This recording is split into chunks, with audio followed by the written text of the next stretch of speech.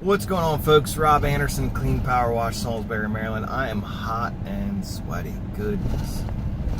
And, my guys will tell you that I didn't work today compared to as hard as they worked. And they're right. They absolutely worked their butts off today. I appreciate it. And got a big old lunch and a boatload of drinks and ice and whatnot. But I want to talk about handling things right away. Today's project was a larger commercial job, or HOA, not really commercial, sorry, just a whole lot of stuff that had to be cleaned. Being responsive on this job is what it was really about. Being able to take care of things, be able to head things off beforehand, being able to put that effort and deal with things immediately. And I've talked about this in a couple of different groups.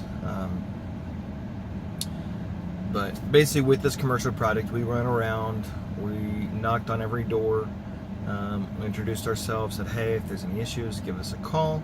We'll do the same with the rest of the buildings when we're doing those tomorrow and Wednesday. But just blowing them away with customer service. I think it's Chris Martinez talks about this. We're a customer service company that cleans windows. Being a customer service company that power washes houses is my goal on this job, and in general, but specifically addressing, again, the things that the client had expressed they did not like about last year. Anytime somebody tells you what went wrong last time, it's pure gold. You know what needs to be dealt with, and to make sure that you cover that. Like, they were hiring us to keep residents happy and then clean the buildings, not vice versa. So we ran into two issues today.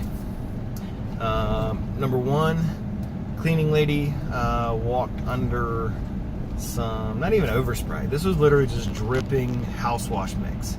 Unfortunately, my guys were close to it when this happened and didn't ask her to wait and let them rinse it off with water real quick, which should have happened. Or we could have even had an umbrella or whatever to get her in and out of the unit. But as soon as we knew about that, my guys told me.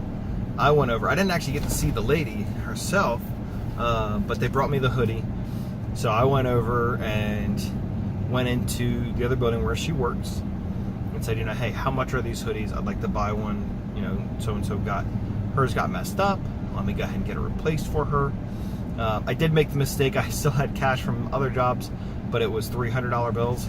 So I didn't have small money. Like, as Ray Burkett said at one of his speeches, with large jobs, having some cash on you can eliminate a problem before anybody even hears about it. Some people will play you for it, but at the end of the day, on a $8,000 plus job to what's $40?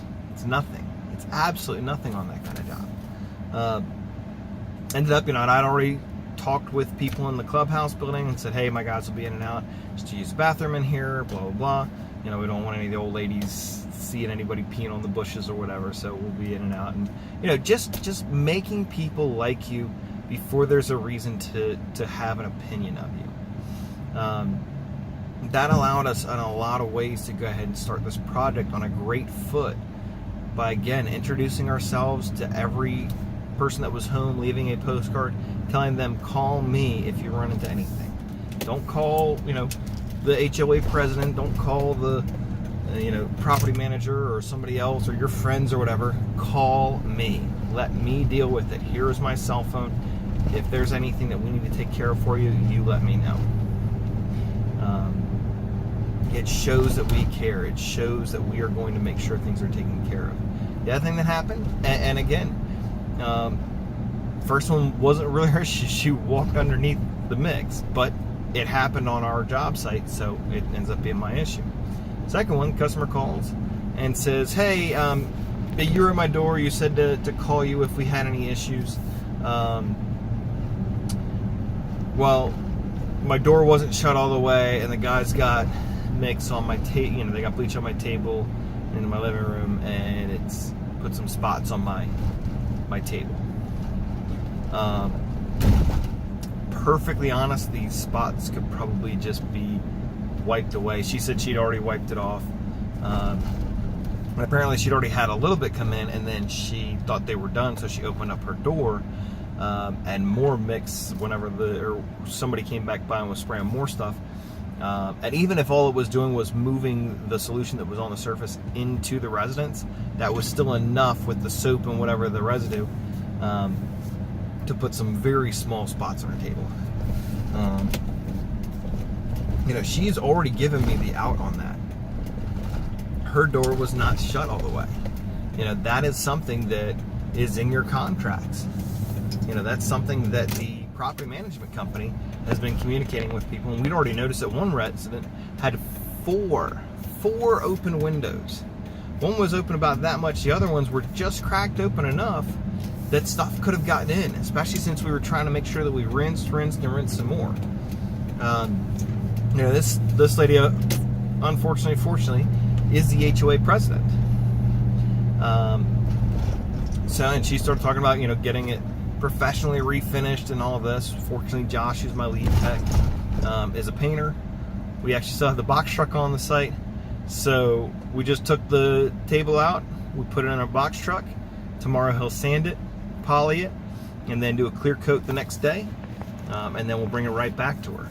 We're not going to have that professionally done. It is, I mean, he is a professional painter, but it doesn't need to be done by some, you know, furniture restoration company that would have then cost us several $100s instead of, you know, an hour's worth of my tech's time and a little bit of product.